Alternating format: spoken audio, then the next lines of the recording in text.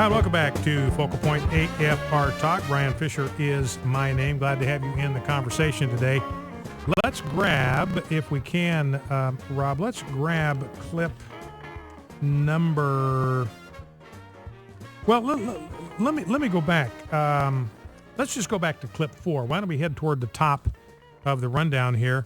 Got a great story here in the stack. Let me grab that. The Whole Foods CEO. Now Whole Foods, I don't know if you're familiar with them, but these are the granola eating, blackberry chewing, Birkenstock wearing, bark chewing, back to nature folks.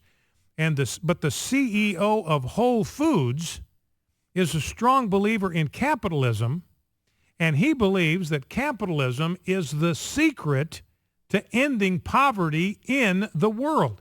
Got a story here from Breitbart.com, and I'll just read you a couple of excerpts from it. There's still some economic sanity out there. Whole Foods CEO John Mackey delivered the opening keynote address for the international students for Liberty Conference this weekend. Mackey stressed that capitalism has the power to eradicate poverty in the next century. Got another story in the stack, by the way, that indicates that welfare programs actually create poverty.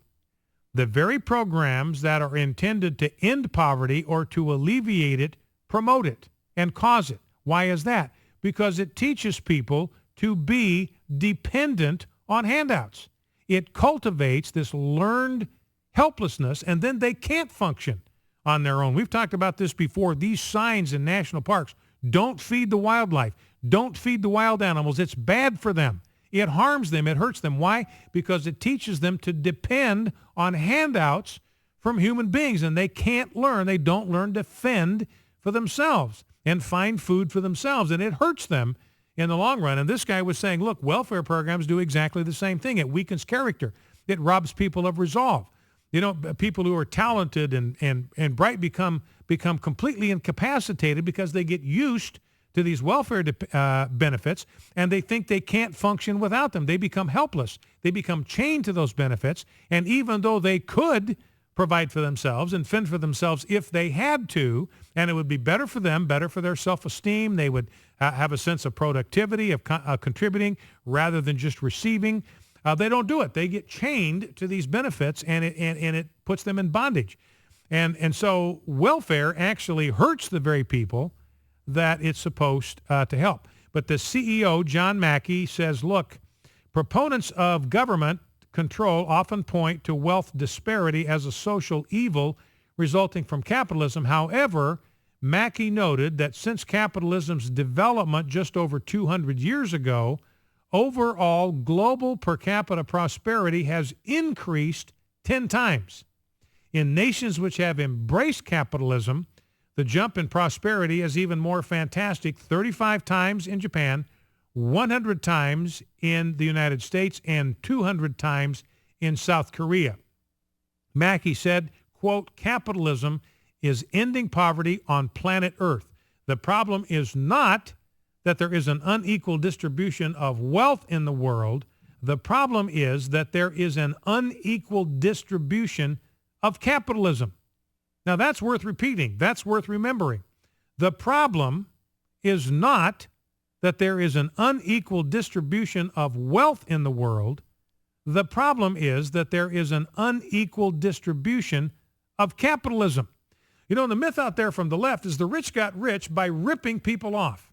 They went and found the poor, and they took from the poor, and that's how they got rich, which begs the question, if they're poor, what did they have that you could take to begin with? I mean, it's just an absurd sort of schema to approach things.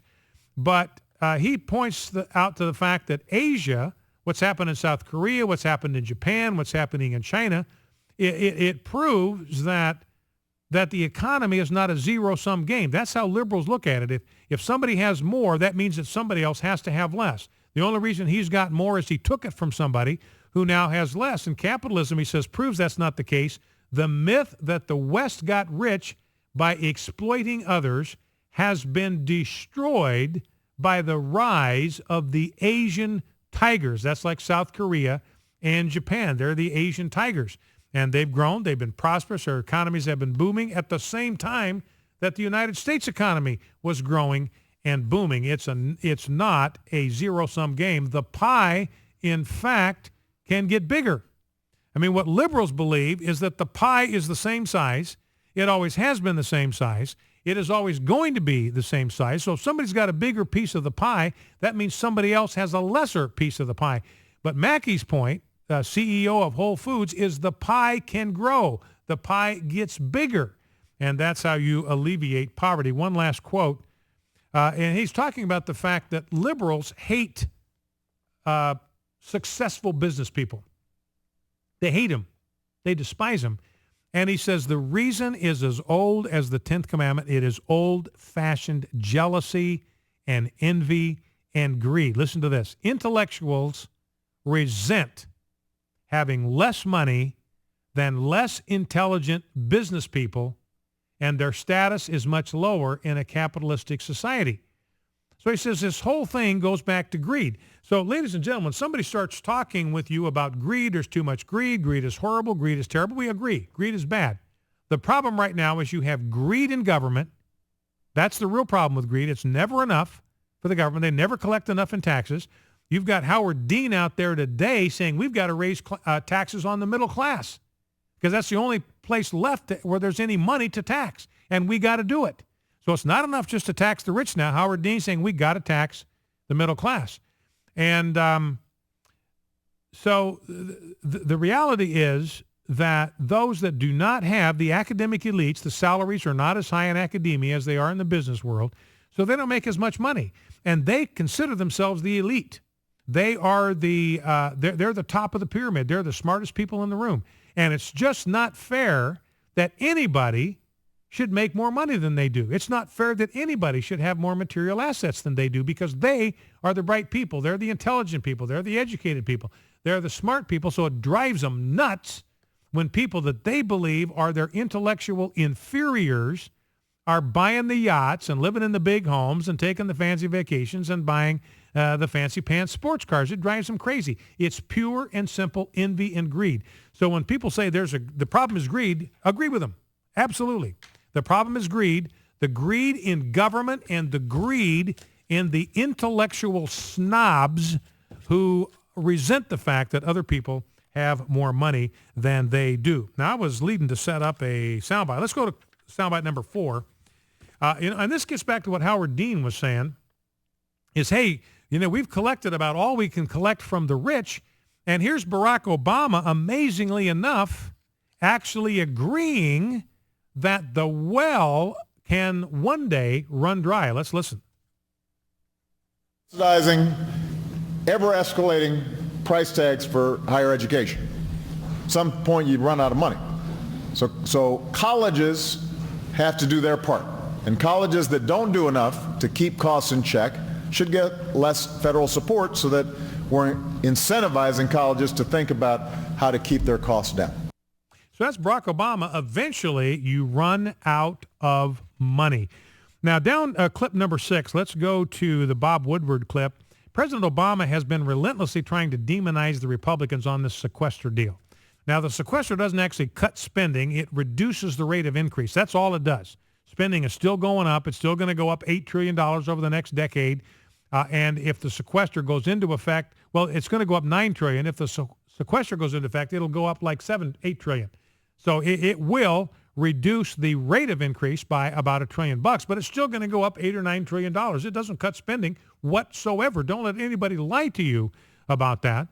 But it does reduce the rate of growth. And Barack Obama's been out there demonizing Republicans. This is their idea. They come up with it. Bob Woodward, now you can't question this guy's liberal credentials. He's the guy that brought down Nixon with all the president's men.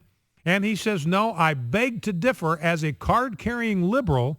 I beg to differ with Barack Obama about the origin of the sequester. Let's listen. Bob, as the man who literally wrote the book about the budget battle, put this to rest. Whose idea was the sequester, and did you ever think that we'd actually get to this point? First of all, it was the White House. It was Obama and Jack Lew and Rob Neighbors who went to the Democratic leader in the Senate, Harry Reid, and said, this is the solution. So that's Bob Woodward said flatly, no, this was Obama's, and we went over the details of it. Jack Lew was the one that brought it to the table from Barack Obama. So the whole sequester was Barack Obama's idea. So let's put that to bed. Don't let President Obama lie to you. The sequester was not Congress's idea. It was his. Let's grab a phone call before the break. Let's go to Al in Hattiesburg, Mississippi. 888-589-8840. Al in Hattiesburg, what's on your mind? Hey, thank you for accepting my call. My point that I was going to make was in reference to President Obama having his opportunity to get a CIA head who has Muslim background to the point where he's traveled plenty of times to Mecca. But now, when you're talking about John Brennan. Correct. Right. Correct. Yeah, and we talked about this. There's a former FBI agent who's in a position to know, who says that he actually converted to Islam when he was in Saudi Arabia back in the 90s. We had Brigitte Gabriel on this program Thursday, and she said that's been confirmed to me by sources inside Washington. They were afraid to come out and publicly say it because of repercussions. Anyway, go ahead. Well, then my point is then if that be the case, is that why you call President Obama the enemy, because he leans Muslim, or because usually the president is pro-United States? But when you say enemy, does that mean, why do you call him an enemy? Well, because he is the enemy, Al, of our values. He is the enemy of religious liberty. He is the enemy of life. He's trying to force Christians, compel them under penalty of fines and even incarceration, compel us as Christians to pay for our employees to kill their babies. President Obama is trying to force us to do that. He's trying to force Christian employers to pay their employees to kill their babies through abortion-causing drugs. That makes him our enemy on this profound issue of morality. He is the enemy of marriage. You know, the Bible says very clearly, marriage is the union of one man and one woman. Barack Obama does not believe that. He believes in marriage that can be based on something that the scriptures refer to as an abomination in the eyes of God, and which we always in America for 200 years described as the infamous crime against nature. He is much friendlier toward Islam than he is to Christianity. So for all those reasons, Al, he's the enemy of Christian expression. He's the enemy of life. He's the enemy of religious liberty. He's the enemy of natural marriage. So for those reasons, he is an enemy of our values. Back in 2.